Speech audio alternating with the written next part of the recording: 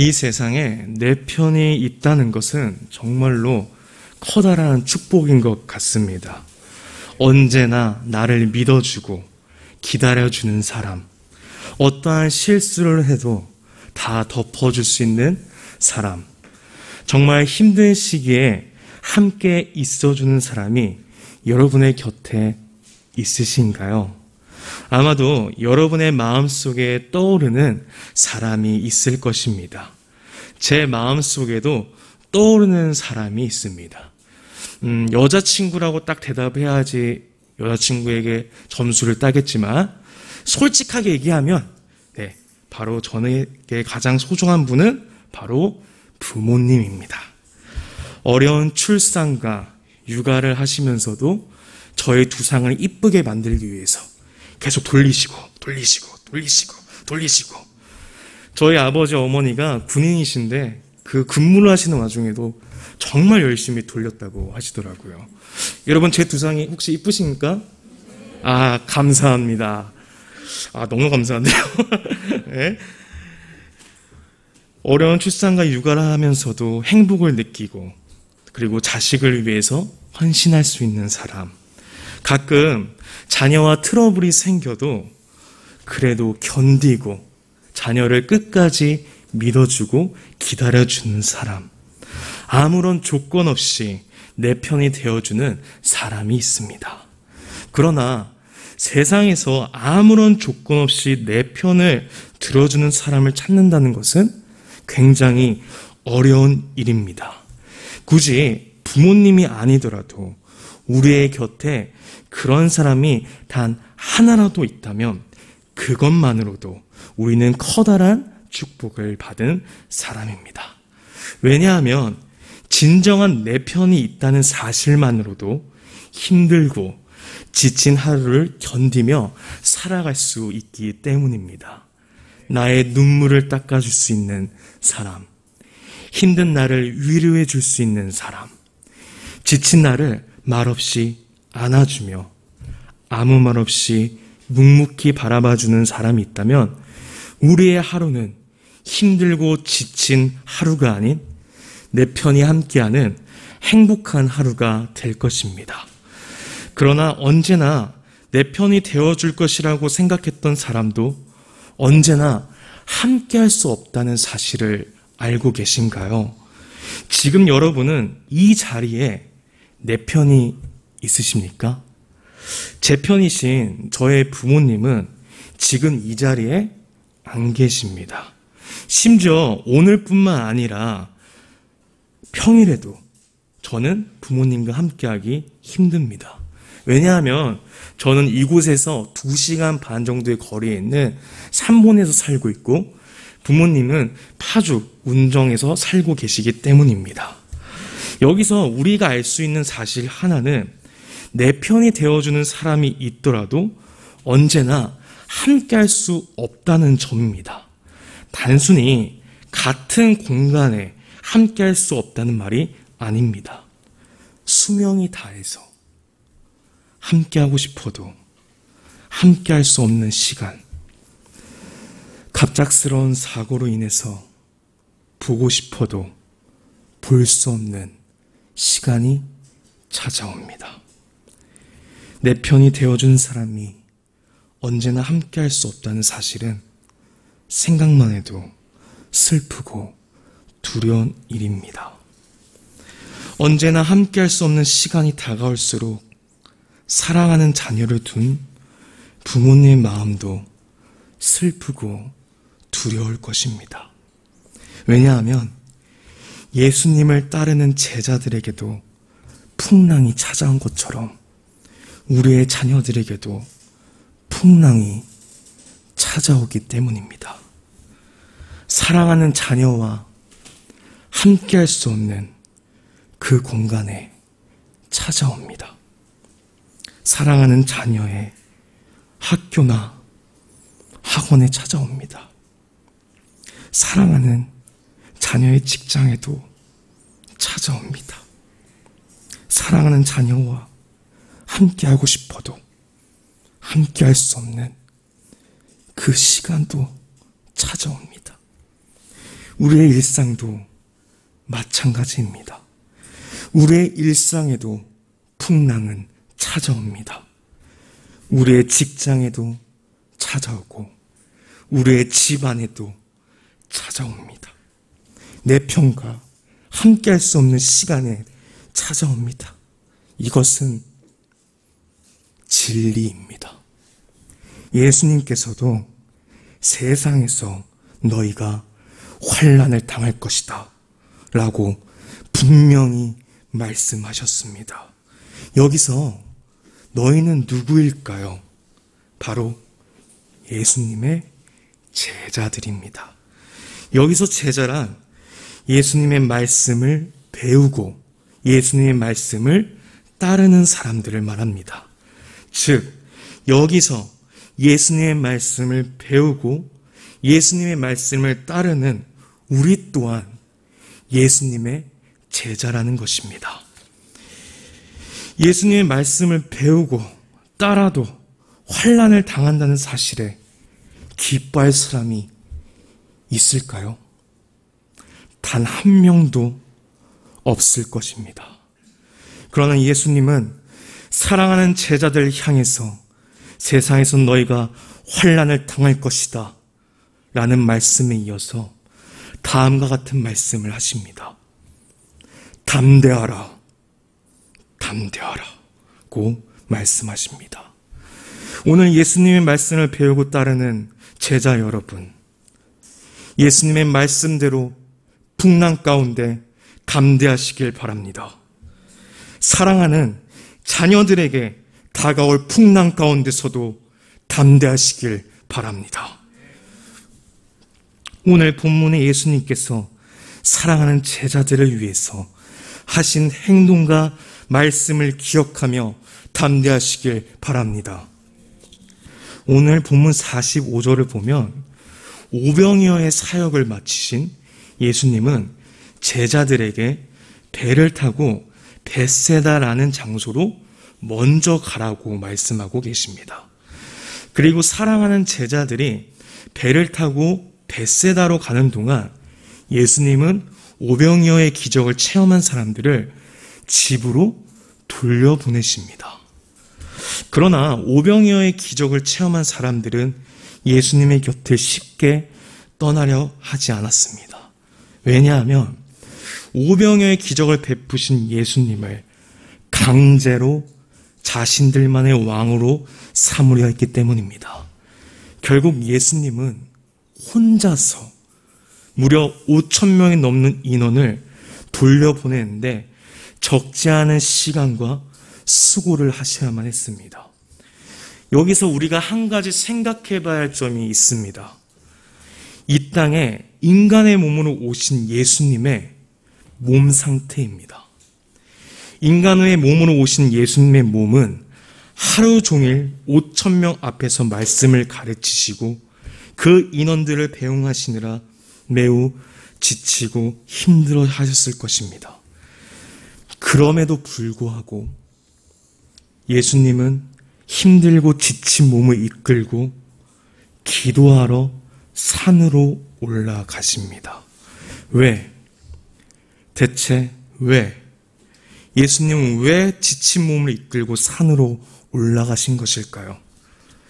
쉬지 않고 산으로 올라가신 이유가 무엇일까요? 높은 곳에 올라가면 탁 트인 시야 때문에 멀리까지 볼 수 있습니다. 지치고 피곤하신 예수님이 쉬지 않고 산에 올라가신 이유는 사랑하는 제자들이 잘 보이는 곳에서 지켜보시며 기도하기 위함이었습니다. 다시 말해 지치고 피곤하신 예수님께서 사랑하는 제자들을 위해서 산으로 올라가는 수고를 하셨다는 것입니다. 여러분, 이것은 사랑이 없으면 할 수 없는 행동입니다. 그리고 그곳에서 예수님은 벳세다로 나아가는 제자들을 위해 쉬지 않고 지켜보시며 기도하고 계셨습니다. 육체를 지배하는 피곤함도 사랑하는 제자들을 향한 예수님의 발걸음을 막을 수가 없었습니다. 가파른 경사의 산길도 사랑하는 제자들을 향한 예수님의 발걸음을 막을 수 없었습니다. 왜냐하면 지치고 피곤하신 와중에도 벳세다로 나아가는 사랑하는 제자들을 기억하셨기 때문입니다. 예수님의 제자들이 벳세다로 나아가는 것처럼 여기 있는 우리도 나아가고 있는 벳세다가 있습니다. 매일매일 우리는 어디론가 나아갑니다. 사랑하는 가족을 위해서 땀을 흘리며 수고하는 일터로 나아갑니다. 내가 원하고 바라는 꿈을 위해서 노력하는 학교나 학원으로 나아갑니다. 나의 건강을 지키기 위해서 병원으로 갑니다. 여러분이 나아가고 있는 벳세다는 어디입니까? 기억하시길 바랍니다. 예수님께서 벳세다로 나아가는 제자들을 위해서 기도하신 것처럼 사랑하는 우리를 위해서 기도하고 계십니다. 사랑하는 우리들의 편에 서서 쉬지 않고 지켜보시며 기도하고 계십니다. 사랑하는 우리들의 편에 서서 기도하신 것처럼 사랑하는 우리의 자녀들도 잊지 않으시고 쉬지 않고 기도하고 계십니다. 수많은 질병을 치유하신 예수님께서 코로나 백신을 맞기 위해 병원을 가는 자들을 위해 백신의 부작용이 일어나지 않도록 기도하고 계십니다. 예수님의 기도로 인해 우리는 코로나가 끝나는 그날까지 안전할 것입니다. 하나님께서 원하고 바라는 꿈을 이루신 예수님께서 내가 원하고 바라는 꿈을 위해서 노력하는 친구들을 위해 필요한 지혜와 능력 그리고 체력을 위해서 기도하고 계십니다.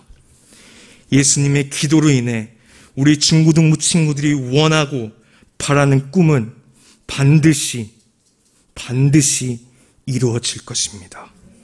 사랑하는 제자들을 위해서 땀 흘리는 수고를 하신 예수님께서 일터에서 땀 흘리며 수고하는 자들을 위해서 풍성한 열매의 기쁨을 누릴 수 있도록 기도하고 계십니다.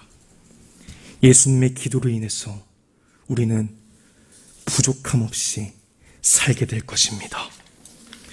시간과 공간을 초월하신 예수님께서 언제나 내 편과 함께할 수 없는 공간과 시간을 살아가는 우리를 위해서 언제나 우리의 편에 서서 기도하고 계십니다.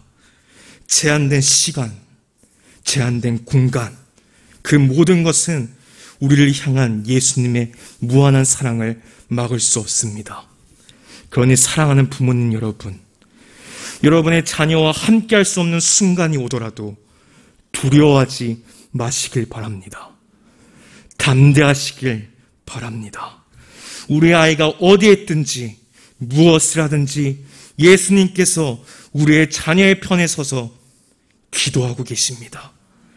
예수님의 기도로 인해 우리의 자녀는 반드시 주 안에서 형통한 삶을 살게 될 것입니다. 여러분의 벳세다는 어디입니까? 사랑하는 여러분, 예수님께서 사랑하는 제자들을 벳세다로 보내고 하신 일을 기억하시길 바랍니다. 예수님께서 사랑하는 제자들을 위해서 높은 산에 올라가 쉬지 않고 지켜보시며 기도하신 것처럼 저 높은 하늘 보좌 위에서 하나님의 보좌 우편에 서서 사랑의 눈으로 지켜보시며 내 편에 서서 쉬지 않고 기도하고 계십니다. 그리고 인자한 귀를 가지신 하나님은 내 편에 서신 예수님의 기도를 들으시며 응답하고 일하시고 계십니다. 사랑하는 여러분, 내 편에 서서 쉬지 않고 기도하시는 예수님을 바라보며 담대하시길 바랍니다. 여러분의 자녀의 편에 서서 쉬지 않고 기도하시는 예수님을 바라보시며 담대하시길 바랍니다. 그러나 세상에서 너희가 환난을 당할 것이다 라는 예수님의 말씀처럼 벳세다로 나아가는 제자들은 풍랑을 마주하게 됩니다. 단순한 풍랑이 아니었습니다.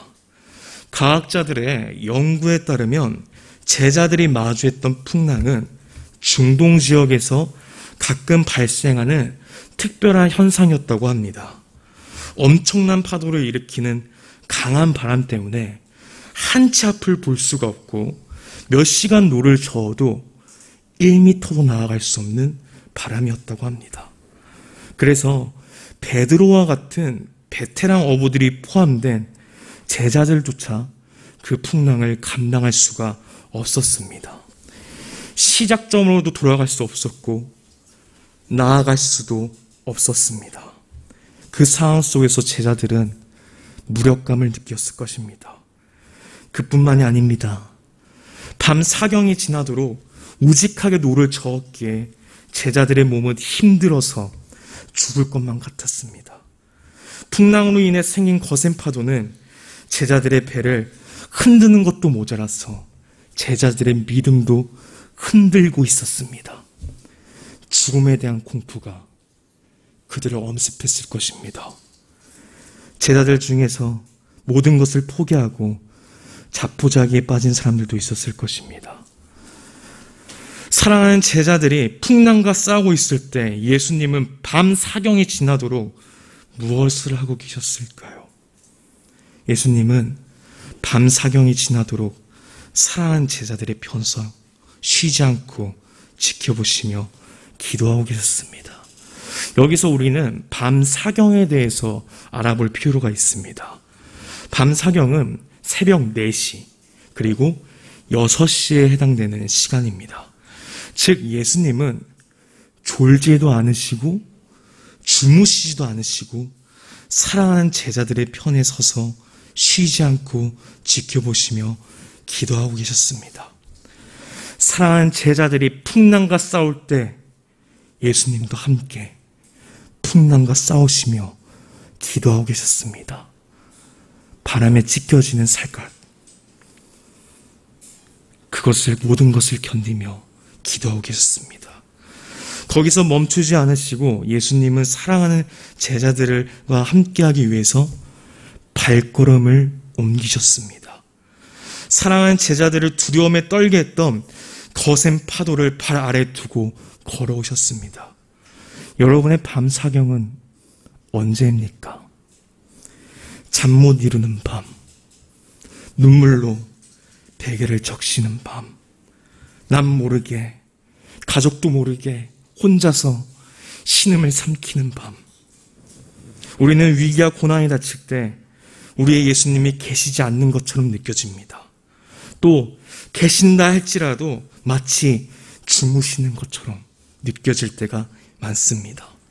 그러나 졸지도 주무시지도 않는 예수님께서 우리의 밤을 위해서 지켜보시며 기도하고 계십니다. 그러니 안녕히 주무시길 바랍니다. 평안한 밤이 되시길 바랍니다. 밤 사경이 지나도록 싸우고 있는 풍랑이 무엇이었을까요? 우리는 어떠한 고난이 온다 할지라도 염려할 필요가 없습니다. 우리는 반드시 고난을 이기게 되어 있습니다. 시험을 이기게 되어 있습니다. 기억하시길 바랍니다. 예수님이 우리와 함께 풍랑과 싸우시고 계십니다. 우리와 함께 싸우시며 기도하신 예수님은 어떠한 분이실까요? 세상을 이기신 분이십니다. 세상을 이기신 분이 풍랑 하나 못 이길까요? 여러분의 풍랑을 이기시고 우리를 승리로 이끌 것입니다. 그리고 세상을 이기신 예수님께서 사랑하는 우리를 위해서 움직이실 것입니다. 어떠한 풍랑도 예수님의 발걸음을 막을 수 없습니다. 거센 파도도 예수님의 발걸음을 막을 수 없습니다. 여러분, 기다리십시오. 그리고 여러분의 두려워했던 거센 파도가 누구의 발 아래에 있는지 보시길 바랍니다. 예수님이 우리의 거센 파도를 두 발로 짓밟으며 걸어오고 계십니다. 세상을 이기신 예수님이 우리의 두려움을 짓밟으실 것입니다. 우리를 괴롭히는 질병 또한 짓밟으실 것입니다. 두 번 다시 일어날 수 없도록 짓밟으실 것입니다. 세상을 이기신 예수님의 두 발 아래를 보았다면 이제 우리의 편에 서서 말씀하시는 예수님의 입술을 보시길 바랍니다. 오늘 본문 50절을 통해서 말씀하고 계십니다. 안심하라. 내니 두려워 말라. 사랑하는 성도 여러분, 예수님이 우리의 편에 서 계십니다. 안심하시길 바랍니다. 예수님이 우리의 편에 서서 쉬지 않고 지켜보시며 기도하고 계십니다. 그러니 두려워하지 마시길 바랍니다. 예수님은 우리의 편에 서서 우리의 거센 파도를 짓밟는 분이십니다. 다시는 두 번 다시 올 수 없게 짓밟고 계십니다. 그러니 여러분의 벳세다로 담대하게 나아가시길 바랍니다. 그곳에서 승리의 깃발을 꽂으시길 바랍니다. 앞으로 어떠한 한란을 당해도 안심하시길 바랍니다. 사랑하는 우리 중고등부 친구들도 예수님이 우리의 편에 서 있다는 사실을 신뢰하기를 간절히 축복합니다. 사랑하는 우리의 중고등부 친구들도 풍랑을 마주하는 날이 있습니다. 아니, 걱정 없을 것 같은 우리 아이들도 고민이 있고 어려움이 있습니다. 9시 뉴스만 봐더라도 학교 폭력, 집단 괴롭힘, 가출 패밀리를 하는 청소년의 숫자가 매년 급증하고 있다고 발표하고 있습니다. 예수님은 우리의 중고등부 친구들의 편에 서서 쉬지 않고 지켜보시며 그들을 보호하실 것입니다. 우리의 친구들의 편에 서서 학교 폭력, 집단 괴롭힘으로부터 안전하게 인도하실 것입니다. 그뿐만 아니라 예수님은 우리 아이들의 편에 서서 좋은 사람들과의 만남을 이루실 것입니다. 좋은 선생님, 좋은 교육자를 통해서 올바르게 성장하게 될 것입니다. 좋은 친구들을 만나서 서로를 끌어주고 당겨주는 동역자가 될 것입니다. 코로나 가운데서도 학생의 본분을 다하기 위해서 학교와 학원을 오고 가는 발걸음에 함께 하셔서 바이러스부터 보호하실 것입니다. 근데 여러분, 진짜 중요한 게 하나 있습니다. 지금까지 이야기한 것은 아무것도 아닙니다. 진짜 대박이 하나 있습니다. 우리 친구들에게 무조건 100% 마주치는 풍랑이 있습니다. 바로 질풍노도의 시기, 사춘기가 있습니다. 사춘기에서 끝나지 않습니다. 5춘기, 6춘기. 참고로 저희 어머니는 7춘기까지 겪으셨다고 고백하셨습니다. 요즘은 초등학생도 사춘기가 온다고 합니다. 부모님의 말씀을 잘 듣던 아이들도 갑자기 소리를 지르고 반항을 합니다.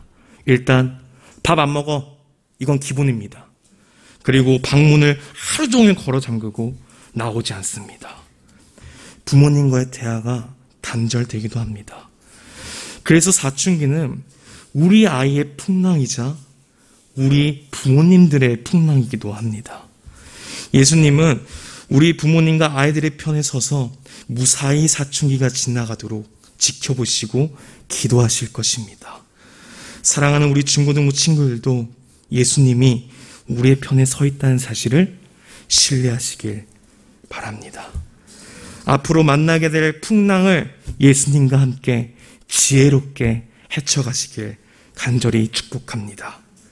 사랑하는 우리 중고등부 친구 여러분, 이 자리 앞에 잠깐 나와주시겠습니까?